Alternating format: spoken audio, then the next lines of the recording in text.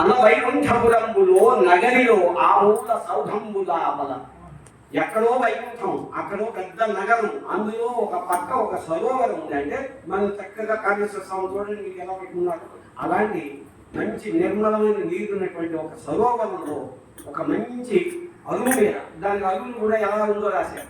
అక్కడ అమ్మవారు అయ్యవారు దగ్గర కూర్చున్నటువంటి ఆయన ఇందాక నేను చెప్పిన పరిస్థితిలో ఎవరిని అడగకుండా ఏమి పట్టుకోకుండా గౌరవ పక్షిని కూడా తీసుకోకుండా స్వామి చేశాడు.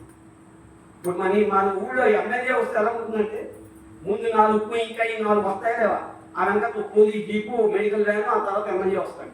ఆ మాత్రం ఎమ్మెల్యే వస్తే నేనుంటే మహానుభావుడు విష్ణుమూర్తి స్వయం 3 లోకాలకి దేవుడైన వాడు వస్తే ఎలా ఉంటుంది? మొత్తం ఆబాల గోపాలం వైకుంఠం నుంచి కిందకు వచ్చేసారు.